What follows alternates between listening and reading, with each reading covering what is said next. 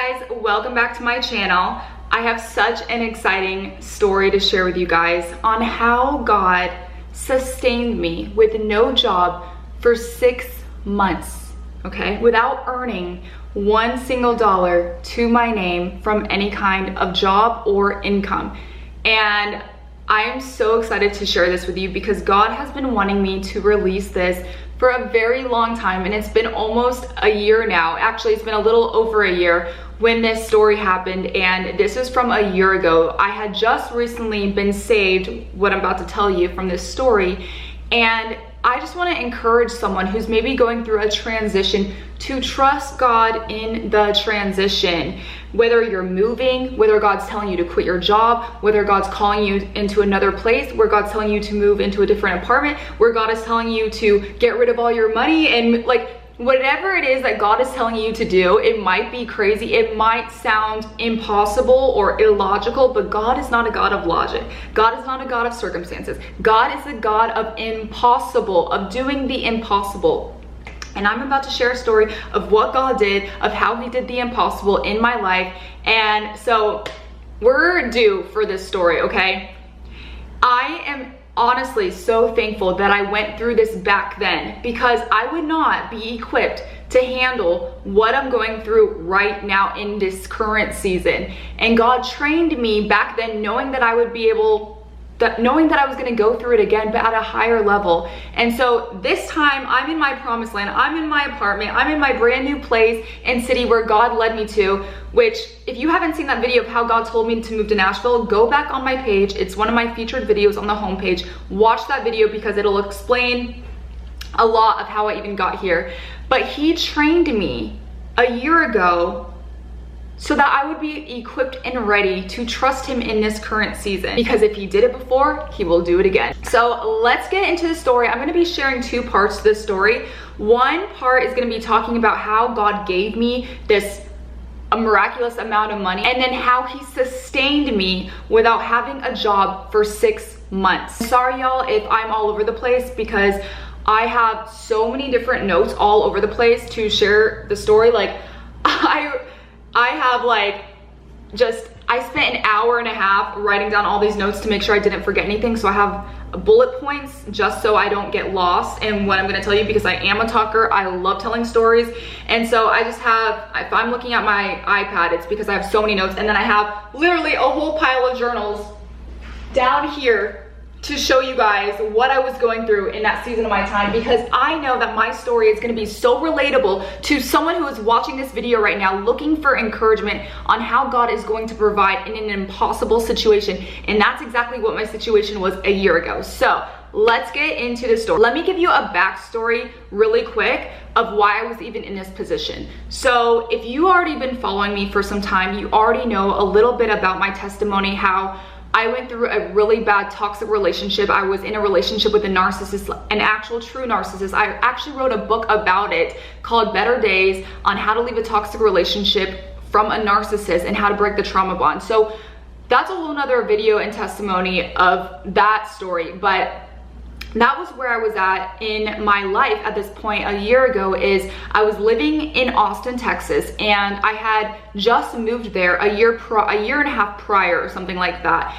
And after I got out of this toxic relationship, I knew that I needed to leave. God was telling me to leave that city because I could not heal in that same environment, which broke me. And especially that house had a lot of memories, a lot of toxicity in it, and I just was not safe in that city, much less that house. My ex knew where I lived, and it was a whole story.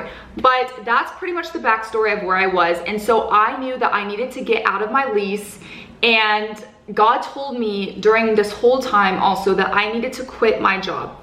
At this point in time, I was working for like a crypto / NFT kind of like stock company. This is when like NFTs were huge. And so I was working for an NFT company, and that job environment was just like toxic in itself. It was very worldly, very consumed with money and around the party people, and it was just, and I had just gotten saved, so God was really trying to like strip me of things that were not going to draw me closer to him. And one of the first things that he told me to do was get rid of my job.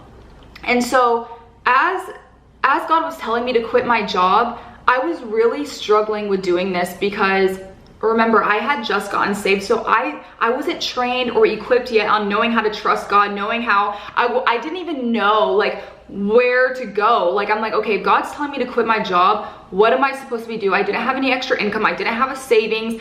And I also knew that I needed to move out of this house and I didn't know where I was gonna go. And I'm like, I need money to move wherever I need to move. You guys know how expensive moving is. And so leading up to that point of God telling me to quit my job, the environment of my work situation was becoming more chaotic with my boss, and it just gave me so much anxiety and I just wanted out. And I knew that God was allowing all of that to happen for a reason, because he was pushing me to quit. He was creating all of these environment and situations and arguments so it would lead me to quit. And so I was telling my boss, like, I was only gonna be doing this for like another month. Like I was giving him a heads up, and my boss just got so like angry with me, and just like, it was just a toxic environment. And so my boss just kind of was like, well, I'm not gonna pay you for another month, and just completely stopped paying me. And I had already been banking on that money for another month, so that way when I moved, I would have, you know, some kind of income coming in, and so I could figure it out the next month. But he just decided that he was gonna stop paying me, that he wasn't even gonna pay me for what I had been doing the last like 2 weeks. And prior to this, I had just got back from Bali. I was in Bali for 2 months healing from this relationship, and that's where God saved me. And I talk about all of that in different videos, but that's where God saved me. And so when I got back to the States in Austin, God was like speaking to me so much, and he was telling me to quit my job, that I needed to leave Austin. And I didn't really know where he wanted me to go though. I didn't know, like, I had been getting signs a little bit that I wanted to go and move to Nashville, but my circumstances didn't look like that. I didn't have the money, I didn't have the funds, I didn't have a job if I was gonna quit. So I'm like, there's no way like that makes sense for me to move to Nashville. So I'm like, okay, well, I don't really know what else to do. All I knew that God was telling me to do for sure was get out of that lease. So I had kind of already been in contact with my landlord, telling him that I was gonna move out, and I was giving him like a couple weeks or a month in advance notice. And if you're in like any kind of like domestic violence relationship or anything like that, you have the right to leave and break a lease without any kind of like repercussions or consequences. Like, you just need to tell them and show them proof of like any kind of like paperwork that you have, whatever it is, like with your domestic violence relationship. And so I had all the papers that I needed to provide, all the documents, and I was writing my landlord, telling him all of this. And he was like, okay, like he seemed fine with it. And he was like, okay. So now that my boss was saying that he wasn't gonna pay me anymore, I'm freaking out, because at this point in time, this was the end of October. So this was a year ago. This was the end of October, and my rent was due on the 1st. And at this point in time, exactly that time, I had $2,000 in my account, and my rent for my house was $2,230. So I was short of $230, and that was just my rent, not including my car payments, not including my credit card payments, not including gas, food, all my electric, like all the bills. My bills at that point in time were like $5 grand just in bills. So when I was getting paid for my job, I was making like decent money, and then I also had like my side businesses on the side. I was doing Turo, I was doing all these other things. So I was making like kind of a decent amount of money, but a lot of it went to bills, so I wasn't really saving that much money. But now that my job was taken away from me, and now my boss decides that he's not paying me, and I have to pay rent literally in a couple days, I'm freaking out, because I'm like, how am I gonna pay this with no money? And I was telling my boss, I'm like, I have to pay rent tomorrow. You can't just like stop paying me. Can you at least give me like a 2-week notice at least? And he did not care. He didn't care that I couldn't pay my rent. He just ended up not paying me. And so I ended up blocking him, because I'm just like, that is so toxic. Like, that is just so like, there's so much going on in my family too. Like, my Nana was in the hospital. Like, there's a lot going on, and I was so stressed out. Like, my boss knew that I had just gone out of the most toxic relationship of my life that almost killed me.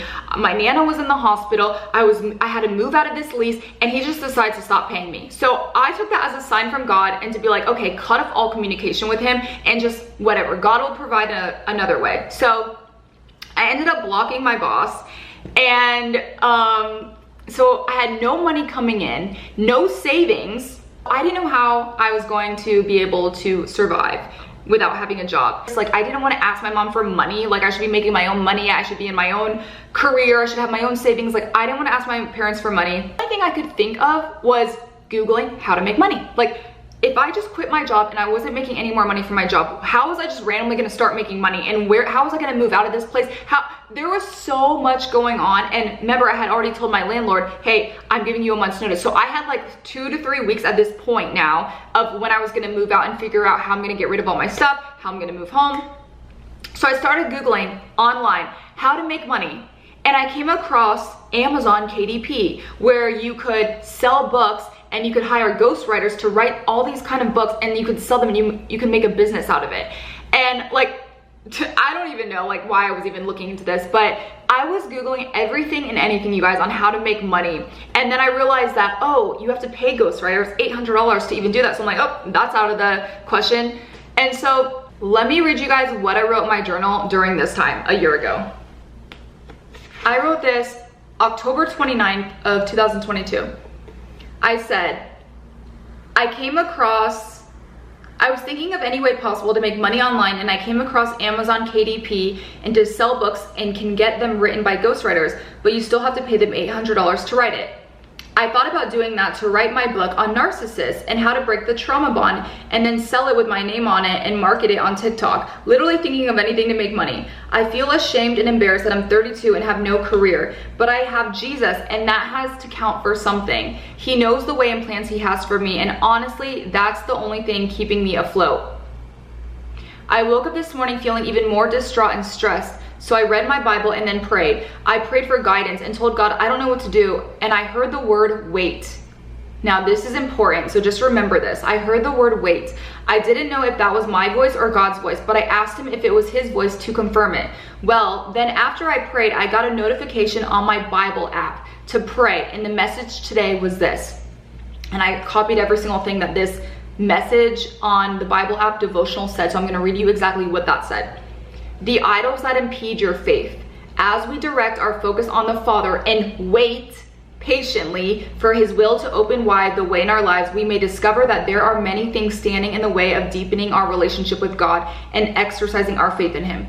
And then my writing again, I said, wow, the word wait in the first sentence of the message. It also goes to say that an idol that impedes your life is a sense of security. And I was like, God is literally speaking right to me. He's saying that an idol in our life is a sense of security. We don't like being out of control or trusting our future to someone we don't see. We prefer a steady stream of income, reliable resources, and predictable results. So when we're forced to wait, watch our bills pile up, or encounter threats that challenge our sense of well-being, our insecurity breeds a dangerous distrust of the Father. When I read that, it was the same day, like right after I was asking God what, like, and then again, the word wait. And that message is exactly my situation. I have been really wanting a sense of security. And God says, no, I am your Father and I'm telling you to wait and trust me. So that gave me the clarity I needed. Because I was about to literally just like bank out $800 and start. I was literally already looking up how to hire a ghostwriter. I'm just gonna tell him to write this book. I wanted to write the book that I actually wrote on my own. I ended up writing this book on my own and talking about how God got me out of this toxic relationship. But when I was looking up all these fast ways to make money, I wanted to make money quick. I wanted something I can depend on. I wanted something that I had control over. And I was trying to find a ghostwriter to write this book for me. And thank God that God allowed me to be broke in that season for a reason, because he knew that if I had all this money, I would have paid a ghostwriter, and I would have, God literally led all this to happen for a reason. And that's a whole nother story about my book. I'll make another video about that. But so when God kept telling me, like, wait was like the key word here. He kept saying, wait, stop being impulsive and trust me. And now remember, I had just been saved. So I'm still learning how to trust God. Like, I've never really truly had to learn how to trust God at this point in time. So I'm just like, I had a control problem, and God is still working on me on that. But like, when I first got saved, my control issues were like, if I lost control, it was like, oh my gosh, I was like panicking, and I was losing control on how I was gonna pay for things, and I was banking on my bank account, and God is like, stop relying on your bank account, I'm your provider. And he kept showing me that in different confirmations and passages that I was reading in books, apps, like the Bible, and it kept saying, wait on the Lord. And so I'm like, okay, God, I'm gonna wait. I don't know how I'm gonna pay for my rent, but I'm just gonna wait. So since that was October 29th, I had 3 days to figure out how I was gonna pay my rent. October 31st, I started thinking of, okay, well, my rent's due tomorrow, so what are things that I could sell to pay my rent? I needed to come up with $300 extra to pay my rent. And then I'm like, okay, I have a Chanel purse. And this was like the only expensive luxury like item I even had. Like I never had like expensive stuff. But I had this Chanel purse, and I'm like, okay, I can sell the Chanel purse. It's worth like 5 to 6 grand. Got it in Paris, and I'll just sell the Chanel purse. So I went to the Real, which is like a place where you can sell high fashion items, and they offered me like $1,500, and I was like, that is such a scam. I am not selling my purse there. So then I got a recommendation to go to this place called Fashion File, which is in Neiman Marcus. Now guys, I'm literally just doing this to pay my rent. So when I'm getting $1,500, I'm like, that is barely, like, there's not even a point to even sell my purse if I'm only getting like $1,500 to sell my purse. So then I go to Fashion File at Neiman Marcus. They offer me like $1,200, and I'm like, what is going on? Like this, and I know they have to make a profit, so it's like they want to sell lower. But I'm like, okay, where else can I sell this purse? I get home and I'm like, oh, eBay. I'll try to sell it on eBay. And I'm like, okay, but there's no way I'm gonna be able to make enough money within 24 hours. My rent's due the next day. Like eBay, it's gonna be a whole process. But I'm like, okay, well, this is my only option right now. Let me just try. I posted on eBay. 30 minutes later, I get an email notification that's like, your account has been suspended. And I'm like, I have never had an eBay account. I didn't do anything wrong. I didn't post fake photos. Like, I don't know why it got suspended. So I made another email, and I made another account, uploaded the same things, uploaded the photos, uploaded the description. Your account has been suspended. And I'm like, what is going on? Literally, I felt like nothing I was doing was working, and I'm like, God, I have to pay my rent tomorrow. How am I going to pay my rent within 24 hours? Where is this money gonna come from? Like, I didn't have a job. Like, what am I gonna do? I already blocked my boss. Like, I wasn't gonna open that door again. So nothing was working. I was trying to do everything and anything. I was literally looking around my house, trying to look for things to sell. Later that night, okay, I have been doing, so at this point in time, I just got back from Bali like September 11th or something. So I had already been in Austin for like a month and a half. And during that month and a half, I didn't do anything except read my Bible, watch sermons, pray, journal. Like, that's all I had been doing. And later that night, I was just feeling so overwhelmed with anxiety. And I remembered that day that when I was reading where I was in my Bible, it was talking about fasting. And I'm like, what's fasting? Like, I had heard that before in sermons, but remember, I'm new. I just got saved. So I'm like, I started looking into this fasting thing, and it was talking about how you could like speed up your prayers, how it's to deepen your relationship with God, it's to hear from him more, it's to empty out everything that's not meant for him, and for him to refill us with his, like, I was researching all of these things about fasting, okay? And so that day, the Bible, like, I was a part of this 1-year Bible reading plan, and that day it aligned up perfectly that was the day that it was talking about fasting. It was literally Matthew 17:21, like that passage. And then I had bought this like 40-day prayer journal where every single day it's like a prayer journal. And that day that I was doing my prayer journal, it was the same exact verse, Matthew 17:21. It, like, God aligned that up to be lined up with my reading passage of the Bible. And so I'm like, okay, God, you are really speaking to me. You are clearly telling me that I need to fast. And I'm like, I don't even know how, do I just fast from food? Like, what do I fast from? So I started researching. This is October 31st. So I'm like, okay, I'll fast tomorrow. Starting November 1st, I'll fast. So I ate dinner on the 31st at 8:30, and I was like, I'll fast for 24 hours until 8:30 on November 1st, the next day.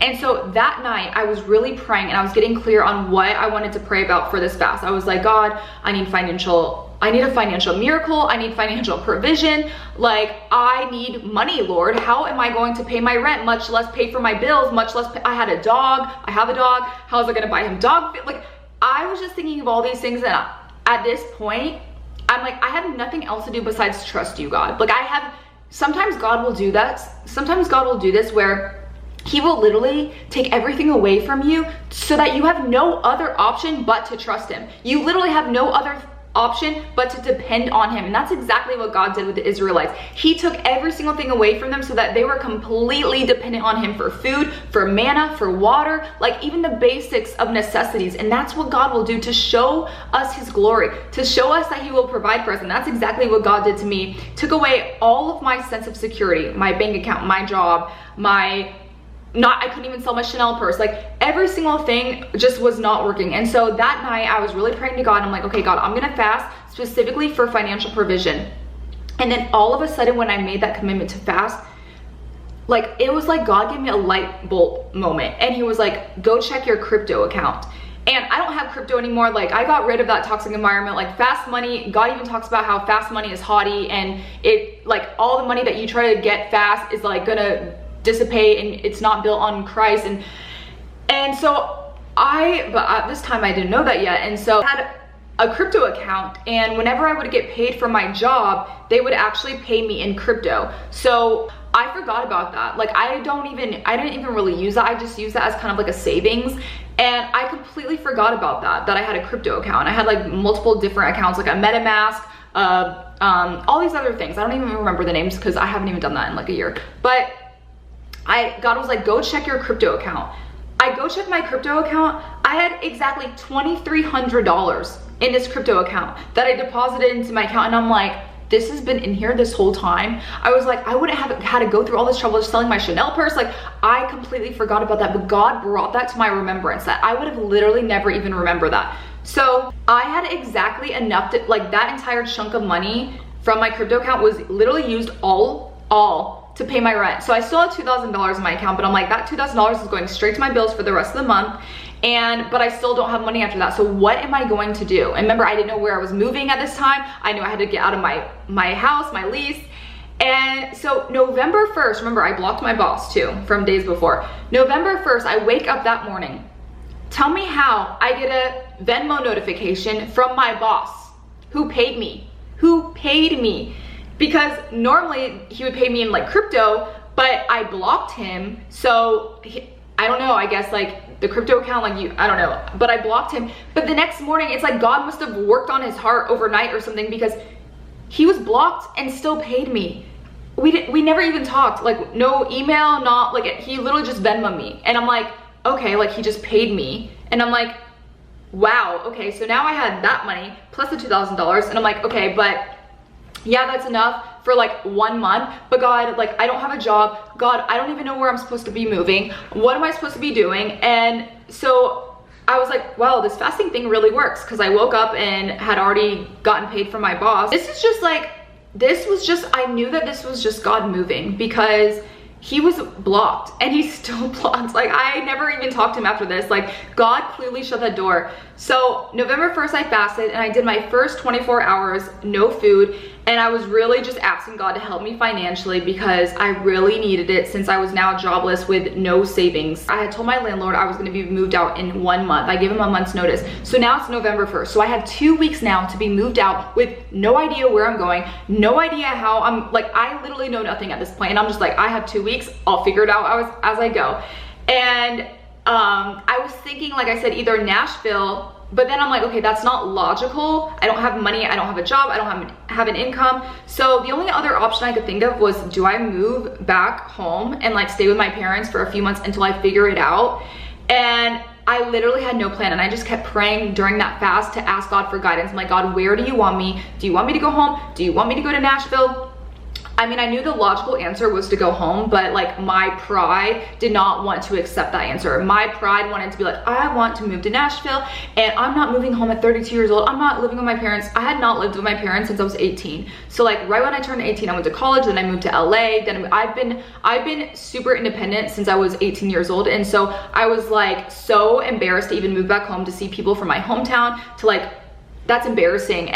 But God knew that he was sending me that way, in that direction, for a reason, to get rid of my pride. That was the first thing that God was like, I need to work on that on you. You have pride, you have a control problem. and you have a money problem. And God was just doing such a work in me when I first got saved, and that's what God will do. So I figured, I'm like, okay, well, I guess the logical option is to move home since I had no money. And I also knew this was a more rational decision because I still had so much healing to do. Not only was I trying to focus on God and trying to focus on what I was about to do with my life in the next couple of months and the new direction that God was taking me, I also needed to heal from that toxic relationship and really like mend my broken heart. And I knew that if I had moved to Nashville, I would have been back in the hustle and bustle. I would have been back grinding, trying to find a job. I wouldn't have allowed myself to heal, and I would have just put another band-aid on another wound and not fully dealt with the pain that I had in my heart. And so I knew that if I went back home, I would have enough time to like be in a safe and secure environment, and I would feel like I would be able to mend my heart and really focus on God. But I still didn't know how I was gonna work, how I was gonna have a job. So during this time I was asking God, I'm like, okay, God, there's only one option here, and it's to go home. So I had called my mom and I told her what was going on. She already knew that I had been to Bali. She already knew that I went through this toxic relationship. She already knew that I was trying to get out of my lease, but she didn't know what my next steps were. I kind of told her I wanted to move to Nashville, but I had not asked permission yet to come back home. And I know that she would have said yes, but like it was just embarrassing, and I just had to have that talk with her and get over my pride. And so I asked if I could come back home, and she's like, yes, of course. And at this point I'm like, I'm only gonna be home for a few months. Like, I don't know what's gonna happen, because I still didn't have any money and didn't know what I was gonna do about a job. And she's like, yeah, of course. So like now I'm like, okay, thank God, now I have that set in stone. So now up to that point, I'm asking God, I'm like, God, if I'm really supposed to move home, give me confirmations, like speak to me about this. And if you know anything about Austin, there's a lot of like graffiti, a lot of like art murals all over the walls, all over the buildings when you're driving by.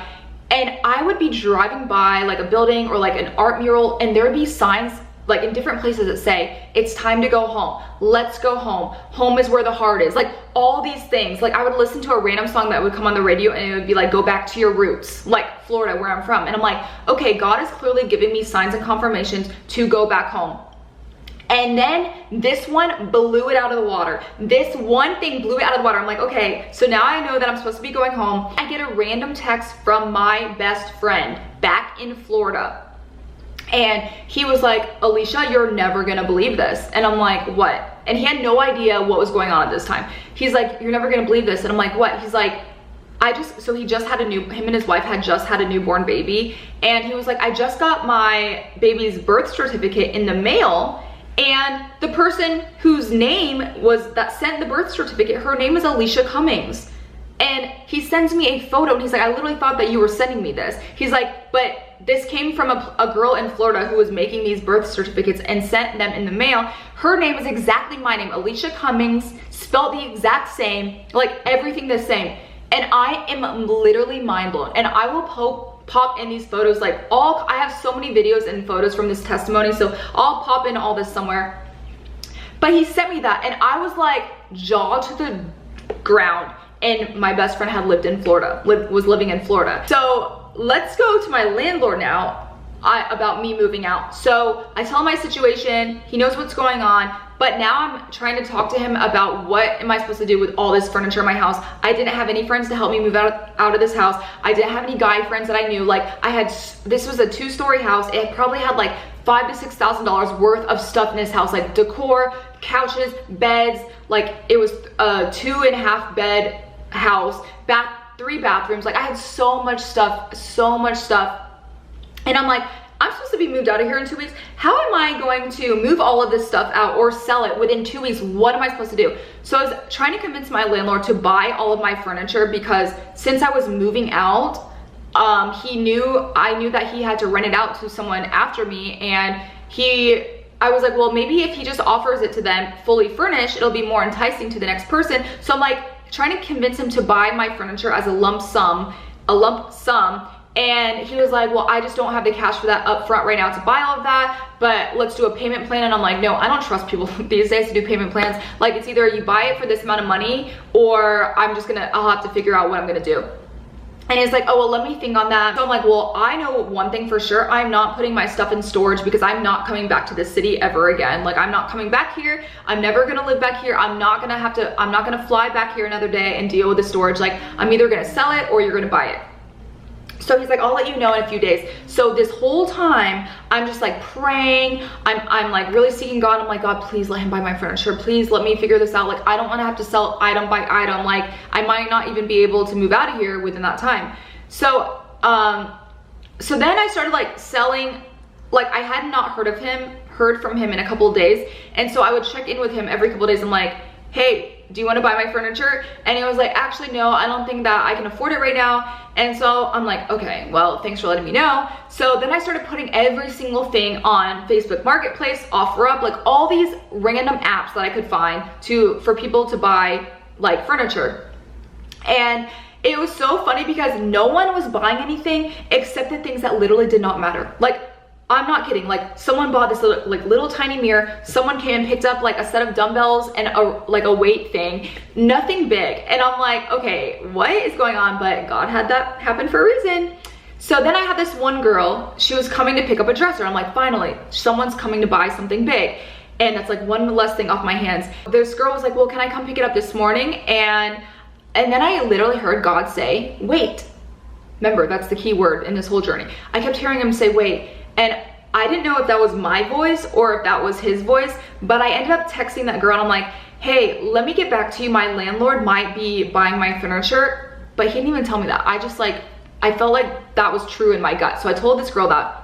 Tell me how, by the grace of God, a few days later, my landlord agreed to buy all of my furniture, even though it was discounted, but he was like, I'll buy it all for $2,700. It wasn't $4 to $5 grand of what I was asking, but he's like, I'll buy it all for $2,700. So if you want to accept that, I'll take it from you. I'm like, at this point, fine. Because like, at this point, $2,000 extra, like it was worth the hassle of me having to go put this stuff in storage, having to sell it. I don't even have a truck of delivering this stuff to people. So if they don't have a way to pick it up, it's just not going to get to them. And so I'm like, you know what? Fine. So now I had kind of a good chunk of money. Like I had the $2,000 I had in my account, my boss had paid me, and now I have this furniture money. And so at this point I'm like, okay, I have a good chunk to go home. And also at this point that I had a little bit of money, I ended up buying my real estate course because I was already like getting my real estate license when I was in Austin. But now that I'm like, okay, I'm going home to Florida, I'll do real estate in Florida. I know Florida like the back of my hands. I would have a lot of connections. I would have a lot of people that I knew, because they're all people from my hometown. I have a lot of well-connected people that I know that are in the real estate industry. So I'm like, okay, I guess I'll just do real estate. So I bought my real estate course while I was in Austin still, but I bought it online for Florida, and I started studying that leading up to me leaving to go home. But you'll find out later in this story of this journey that that's not what God had planned for me. So that was just a waste of money. But now that my landlord agreed, I started packing up and donating things, selling old clothes. That was the first thing that God said to get rid of. He made me go through my entire closet, every single drawer, and he's like, you're getting rid of these clothes, Alicia. You're leaving all your old baggage, your old lifestyle, your old ways, and you're leaving it in this city. You are not taking it back with you anywhere. Because in my old life, I had all these like promiscuous clothing. Like my entire Instagram was just me in bikinis and like half naked clothes, showing stomachs, my stomach in every single photo, crop tops. Like I did not have a very classy wardrobe, let's just say that. And so God was like, get rid of all of this and go sell it or donate it. So I'm selling all of my stuff to Plato's Closet. I'm getting $100 here, $100 here, $100 here.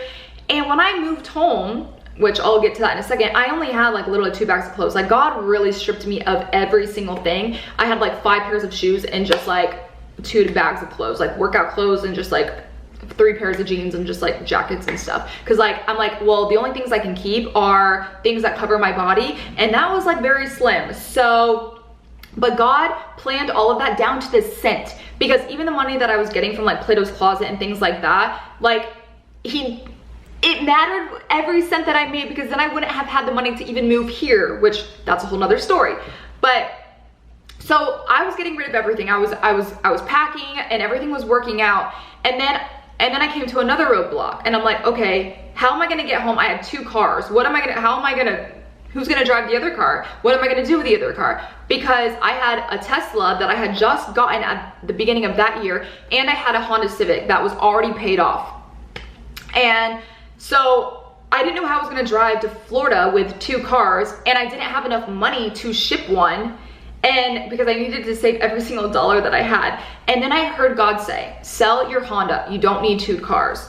And the only reason why I had 2 cars in the beginning was because my Honda was already paid off, but I did need a new car. And so I bought that Tesla and was using that as a Turo business. So I ran a Turo business in Austin, and it did provide a lot of income for me. But after that toxic relationship, I was like, I'm not doing Turo anymore. I don't want to be in the city anymore. So I had a week to be moved out and a week to try to sell my car. Literally a week to try to sell my car. I find a place to get it detailed right after I pick it up to get detailed, which was like $230. And I'm like, oh my gosh, I'm really spending a lot of money. But like right after I got it detailed, I start driving to CarMax. I made an appointment at CarMax.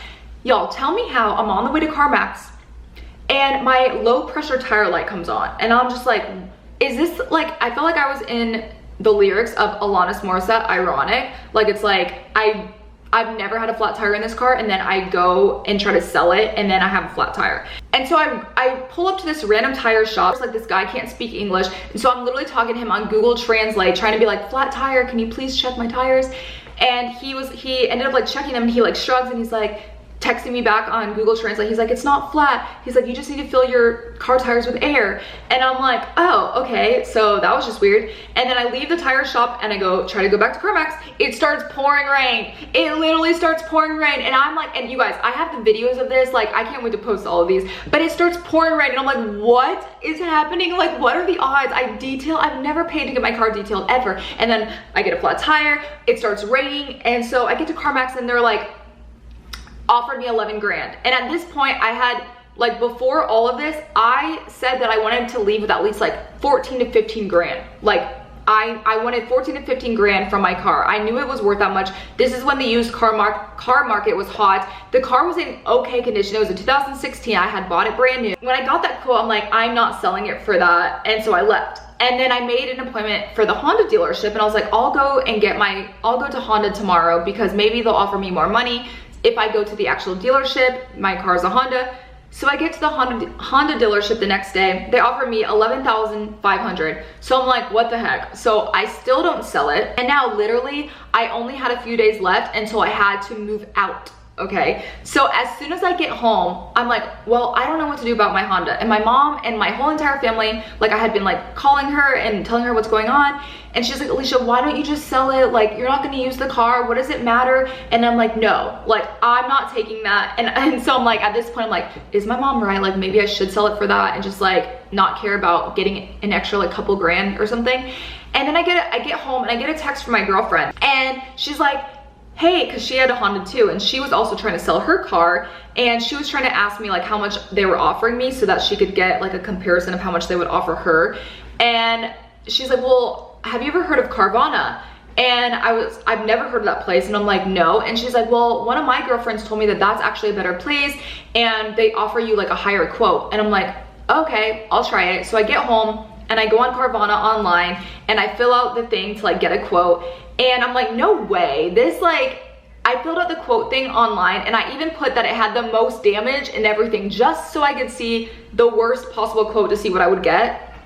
And even with all the damages, it said the quote that I was gonna receive was $15,000, 557. Wait, is that what it was? $15,000. It was like $15,557 or something like that. And I'm like, no way, is this a scam? Like, how would I get more than $4,000 more than Honda and CarMax offered me? And I'm like, okay, well, I'll try. So I made an appointment for the next day, and this is my last option because I had a few more days that I was gonna have to go home. And so tell me how, you guys, tell me how the next day I'm watching a sermon on YouTube, and the sermon is called Crazy Faith. And then, you know how like on YouTube there's commercial ads, like every 10 minutes there's like those annoying ads? Tell me how there's an ad commercial of Carvana that says believe it with a price of a quote.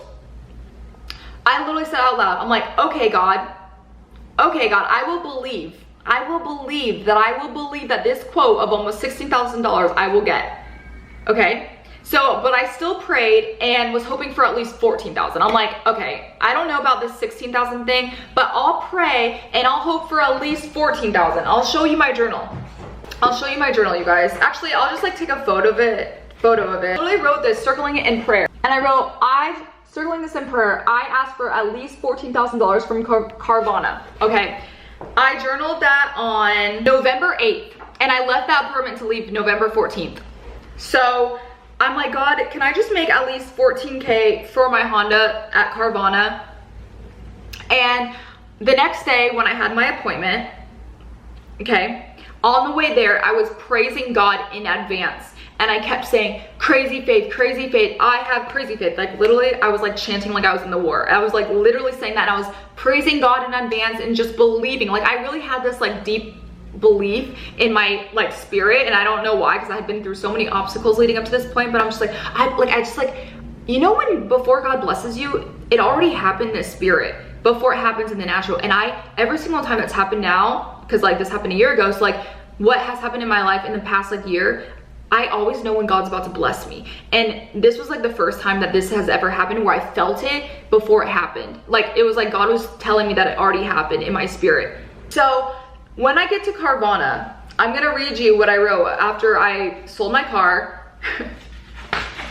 I walked into Carvana, you guys, and got the exact amount. I'll pop in the check somewhere over here, but let me read you what I journaled. I said, let me tell you about my amazing day today. This was on November 10th, so 4 days before I was moving. God is always working even when we feel stressed in the moment that nothing is working out. God is always orchestrating the exact plans at the right time to put you on the right path. No wonder God didn't allow the Honda guy to agree to $14,000, because God knew if I waited and was patient, he would give me the amount I wanted. He was teaching me patience and trust. So do you see how God kept the main thing 3 times? God was telling me to wait. He was telling me, don't go and hire the $800 ghostwriter, wait. Why did he tell me to wait? Because I ended up producing my own book. Then I tried to go sell my Chanel purse. He told me to wait.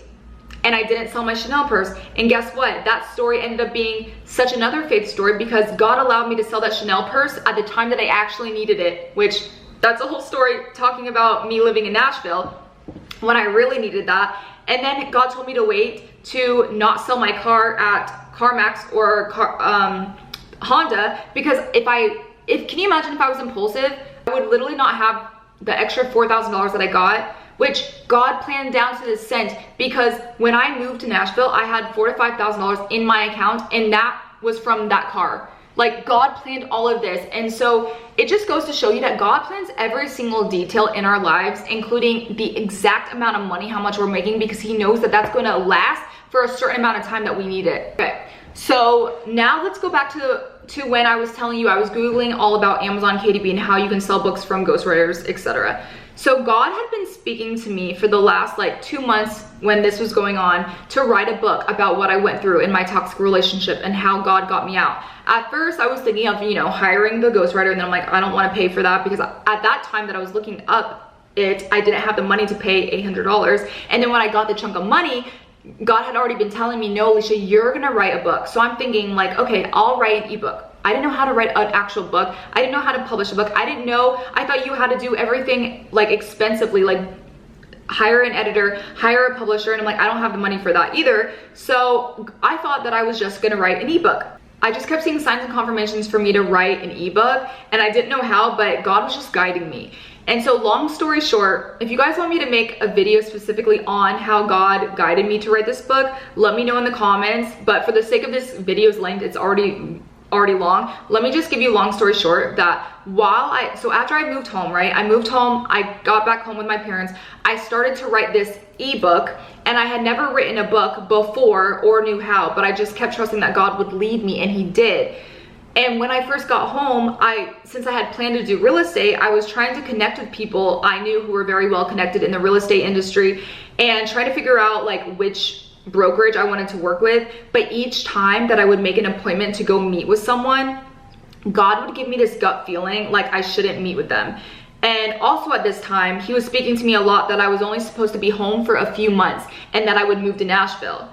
if you haven't seen that video yet, like I said, go to my homepage and it's the featured video on my page. I talk about how God told me to move on the exact date, how long I was supposed to be home. So then when God was telling me I wasn't going to live in Florida for a long term, that I was just gonna be there for a few months until I moved to Nashville, I didn't end up getting my real estate license even after I already paid for it. I just kept focusing on the book that God was telling me to write. And next thing you know, that ebook turned into an actual published book months later. God sustained me on the $20,000 so I could focus on writing my book. That book turned into my business, which turned into my ministry, which turned into how I'm even making this video right now as part of my purpose in ministry. That $20,000 that I had lasted the months I was home, and when I moved to Nashville 6 months later in May, I had $5,000 left, which allowed me to move and sustain me for another 2 months. And during that time is when God told me to start my coaching business. He gave me that business plan at 1 a.m. one night before I moved. And that coaching business is what sustained me to be in Nashville. Because that entire 6 months that I was at my parents' house, I did not make one single dollar doing anything. God wanted me to come home. He wanted to give me a cushion of money so that I could focus on writing this book, because this book had saved hundreds of women's lives of getting out of toxic relationships. And God wanted me to share my story, and he wanted me to share my story in a vulnerable state. He didn't want me to be healed already before I shared my story. He wanted me to share my story so that I could be relatable to people who were healing, to the reader who would read this. And God allowed me to do it all on my own, broke at that point in time, and not hire people, not waste $10,000 on a publisher or an editor, because now I coach other people on how to write and share their story. So like, God is just so intentional. Every single detail in our lives, he is so intentional. And so that coaching business, I started a coaching business out of this, and that coaching business turned into my ministry. And then that's when God told me to start a YouTube, told me to start all these other things. And all of those things sustain me. And I'll have to make another testimony video of how I got this apartment that I'm in now, because that's another crazy God story of how God gave me the funds supernaturally to get it. To like, no one, like, I didn't get this money from just selling things. Like, God gave me this apartment supernaturally, and that's gonna be a whole nother testimony video. But do you see how God orchestrates every single detail and event in our lives? Like, I am so thankful for those times where I had to trust God, because that was the first level of truly learning how to trust God. He was training me and equipping me and preparing me for the future, because where I am now in this season of my life is almost like I'm in the same boat where I was a year ago of the story that I'm just sharing with you, but in a more elevated level. Like, God had to completely crumble my old foundation and rebuild a completely new foundation, one built on Christ and not from the world. Now I'm seeing how God is sustaining me by being obedient and not by him just giving it out so freely like last time. Because now that he's trained me, now that I'm equipped more, now that I have to depend and trust on him more fully, I'm getting trained again. And that, my story from a year ago literally gives me the faith to keep going. And this is how God trains us. As we elevate and go to new levels, God will test us in different ways. If I didn't go through that then, I wouldn't have the faith I have now to know God will always provide for me and not to worry. So that is my story. That is my testimony video of how God sustained me without having a job and all the little obstacles I had to overcome. And I just truly hope that my story, my testimony encourages you that if you do not know how you're going to pay a bill, if you do not know like how you're going, like what you're supposed to, where your plans are, where God is guiding you, let this video encourage you that just taking one step of obedience, just taking one step at a time, God is going to pave your way. God is going to pave where you're supposed to go. But I really hope that this encourages you to keep trusting God, keep seeking God, and he will provide. He's Jehovah Jireh. He is the Lord, our provider. And I've still not to this day missed a bill doing ministry. And so I will see you guys in another video. Maybe the next video I'll record is talking about how God gave me this apartment and sustained me even from being in Nashville since May. So I love you guys, and I'll see you guys in the next video. Bye.